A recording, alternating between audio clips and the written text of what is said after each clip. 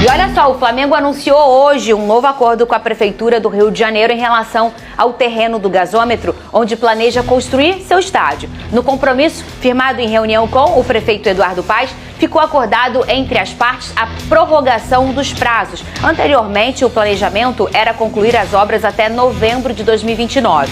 Mas a nova data ainda não foi decidida. O Flamengo informou que vai seguir com os estudos de viabilidade e desenvolvimento do projeto de construção do estádio.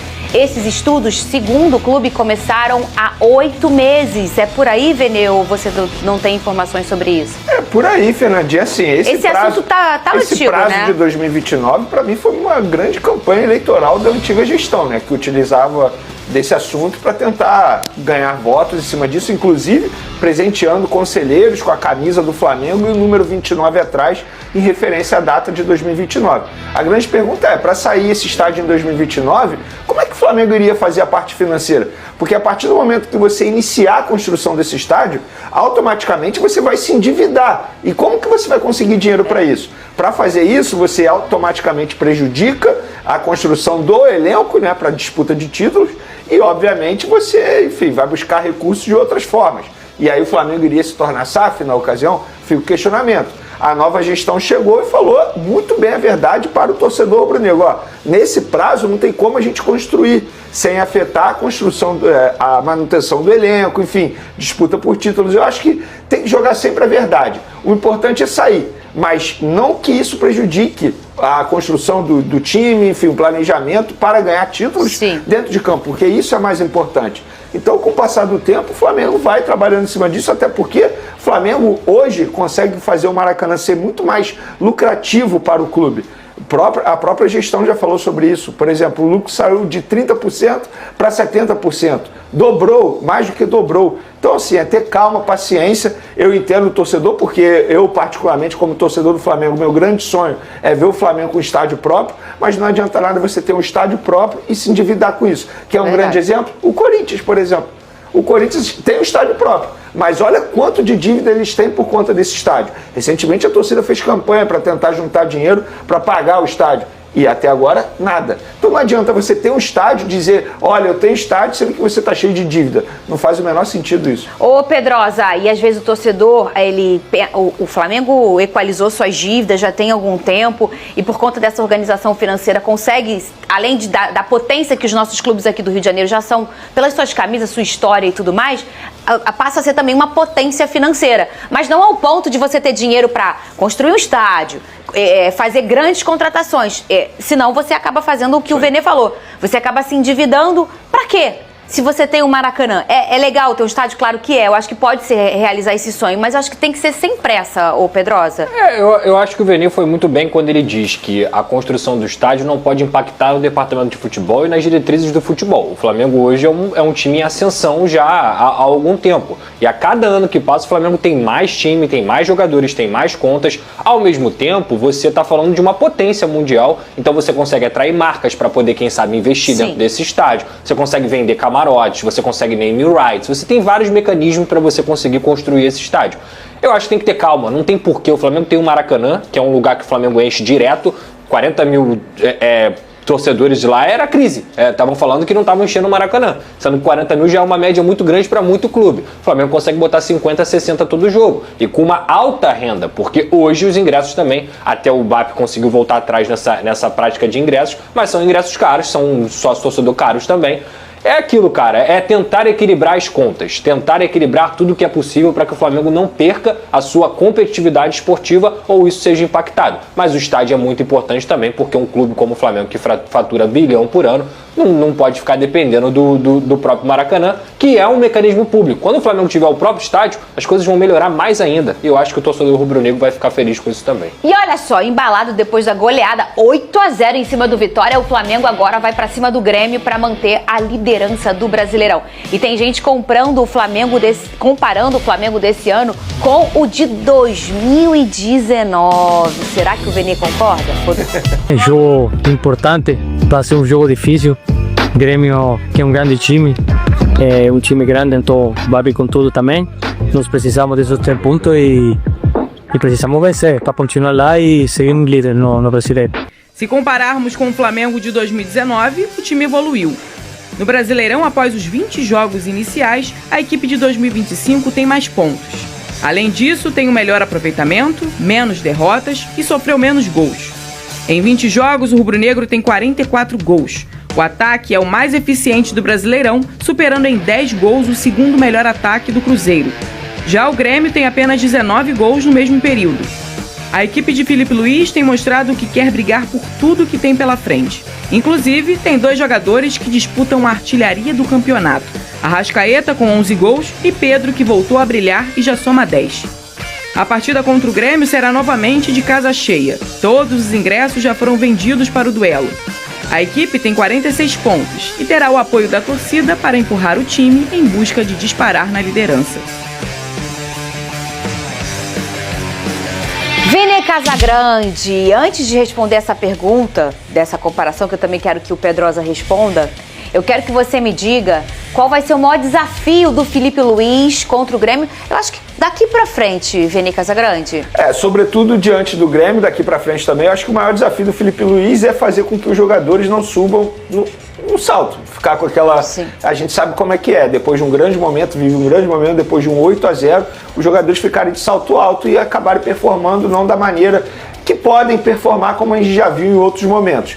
Inclusive isso vale até para o torcedor que vai ao Maracanã. Eu vejo muito torcedor rubro-negro animado, achando que vai ser sempre um espetáculo, como foi diante do Vitória. Flamengo e Grêmio, o Grêmio vive um péssimo momento, o Flamengo vai amassar novamente, a gente vai ver um show dos jogadores do Flamengo. Gente, não é assim, não vai ser sempre um show. E eu tô falando isso porque eu vi, ninguém me contou. No jogo de ida da Libertadores da América contra o Internacional, o Flamengo venceu por 1-0 e eu vi gente vaiando no Maracanã, o resultado extremamente positivo numa competição importante. Então, fica o alerta para os torcedores que estão achando que o Flamengo vai sempre amassar o adversário. Não, pelo contrário. Vai ter jogo que vai ser difícil, vai ter jogo que vai vencer na bacia das almas, vai ter jogo que não vai vencer, o Flamengo não vai vencer todos os jogos. Isso precisa ser dito. Então, torcedor, não fique achando que vai ser sempre um espetáculo, porque não será. O mais importante nessa competição, no Campeonato Brasileiro, é manter a regularidade, conquistar os 3 pontos. Óbvio que se vencer dando show como foi contra o Vitória, é o melhor dos cenários, mas nem sempre será assim. Então acho que pro Filipe Luís, inclusive, ele tem que acabar com o clima de oba-oba nos bastidores. Não estou dizendo que tem esse clima de oba-oba. Eu já ia te perguntar. Mas assim, você vence por 8-0, qual é o trabalho do treinador nesse momento? Evitar o oba-oba nos bastidores. Isso, né? Exatamente. Até porque ele já foi jogador, ele sabe como que funciona e trabalhou com alguns jogadores que pertencem a esse elenco. Então esse vai ser para mim o maior desafio do Filipe Luís nesse jogo contra o Grêmio. Claro, tem um adversário também que provavelmente vai ser armado da melhor maneira possível, mas hoje o Flamengo é amplamente favorito para enfrentar o Grêmio dentro de casa. Inclusive os números mostram isso. Nos últimos 7 jogos entre as duas equipes, 5 vitórias do Flamengo e 2 vitórias do Grêmio. Ô, Lucas Pedrosa, tá cedo para começar esse negócio de comparação. Você não acha, não? Com Primeiro certeza. porque eu acho que vocês sabem como eu sou. Eu acho que a gente consegue comparar as coisas no futebol, eu já acho muito difícil, porque o futebol muda a cada 5 anos, mudava a cada 10, hoje em dia a cada 5 anos muda estilo de jogo, tudo. Já acho difícil você comparar o que já passou com o que tá agora. E ainda mais quando o que não terminou ainda. A gente tá falando de um 19 que a gente já sabe que venceu tudo, e você comparar com o Flamengo agora que começou a embalar, a imprimir, já tá desde o início do ano se equalizando, é claro. Mas agora começou a dar aquele sorriso largo no rosto do rubro-negro, né? Primeiro, o Flamengo de 2025 tem que ser melhor do que o de 2022. Depois que for melhor que o de 2022, aí pensa no de 2019.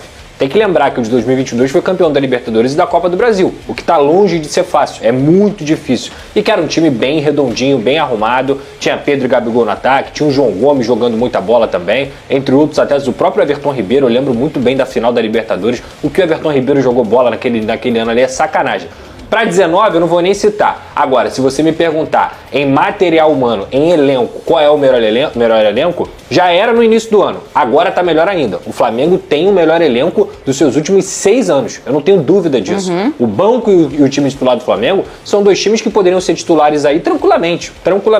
Agora, gente, o melhor é quem vence. Com todo respeito. É isso. Assim, a gente pode ficar tudo no hipotético. Eu também acho. O melhor é quem vence. A seleção de 2006 era melhor do que a de 94? Era. Talvez era. Mas sim. mas quem venceu? ganhou? Eu também acho isso. Eu também sou assim. Por isso que eu falei, eu acho difícil comparar ainda para um ano que não acabou. Porque eu acho que a régua acaba vindo, obviamente, para título. De que adianta? É igual quando eu brinco no jogo. Teve tanto de posse.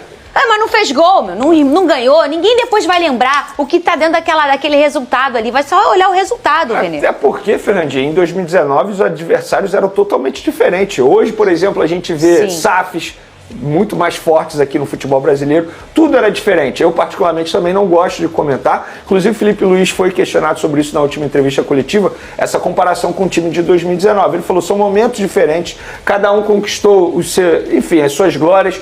Por exemplo, comparar 2019 com 81. Tem gente que também não gosta de ficar fazendo isso. Eu não gosto de comparar. O mais importante é vencer. Agora, se você me questionar assim, o Felipe Luiz tem potencial para superar... O Felipe Luiz tem potencial para superar... Superar o Jorge Jesus? O Jorge Jesus tem. Sabe por quê? Ele disse tem, Pedrosa. Tem, porque ele pode conquistar a Libertadores esse ano, ele pode conquistar o Campeonato Brasileiro, ele pode sonhar com a conquista do Mundial, que não seria E se ele não absurdo. conquistar os dois, ele supera? Não supera, porque foi como o Pedrosa mencionou aqui, é como você precisa ganhar. Hoje, para mim, o Jorge Jesus é o melhor treinador que eu vi no Flamengo, eu tenho 35 anos. O que ele fez em 6 meses foi um absurdo, gente. Ele tem mais título do que derrota. Agora, o Felipe Luiz, ele tem potencial, até porque ele pode continuar no Flamengo depois. Eu acho que o Jorge Jesus também vai ser difícil superar, porque ele traz um novo até pro próprio Brasil. Então, assim, ele traz uma coisa nova, uma coisa diferente, um futebol que...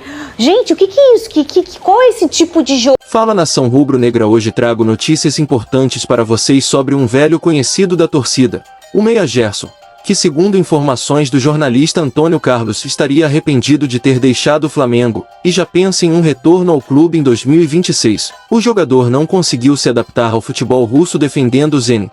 Vive momentos de instabilidade, e não tem conseguido repetir as grandes atuações que teve com a camisa do Mengão, quando foi um dos protagonistas nas conquistas da Libertadores e do Brasileirão. Esse cenário teria feito o atleta abrir o coração e admitir que sua saída foi precipitada, ainda mais depois de ter renovado o contrato recentemente com o clube carioca, o que deixou muitos torcedores chateados. Gerson, que sempre deixou claro seu desejo de vestir a camisa da seleção brasileira em uma Copa do Mundo, entende que o Flamengo pode ser a vitrine ideal para retomar seu protagonismo, voltar a ser convocado e brigar por uma vaga em 2026. A relação da torcida com o jogador é de amor e decepção ao mesmo tempo, já que a saída dele pegou todos de surpresa e muitos não aceitaram bem sua decisão de ir embora naquele momento em que o Flamengo seguia brigando por títulos importantes. Agora, a possibilidade desse retorno reacende um debate forte entre os rubro-negros. Será que vale a pena abrir as portas novamente para o Coringa, que marcou época mas também deixou mágoas? O fato é que dentro de campo Gerson mostrou ser diferenciado, com sua qualidade técnica, visão de jogo e intensidade que combinam muito com o estilo ofensivo do Mengão. Porém, o tempo fora e a escolha por outro caminho acabaram afastando o jogador do carinho total da nação. A diretoria do Flamengo ainda não se posicionou oficialmente, mas a notícia já repercute bastante entre jornalistas e torcedores, dividindo opiniões nas redes sociais. Alguns acreditam que seria uma volta de impacto, capaz de fortalecer ainda mais seu elenco, enquanto outros acham que o clube deve seguir em frente e não olhar para trás. O que podemos afirmar é que o nome de Gerson sempre terá peso no Flamengo e qualquer movimento em torno de sua volta gera expectativa. Agora resta saber se o desejo do jogador de reencontrar a nação em 2026 será atendido e se o tempo realmente será capaz de curar as feridas deixadas pela sua saída. O torcedor, como sempre, vai acompanhar de perto essa novela que promete render muitos capítulos. Até lá.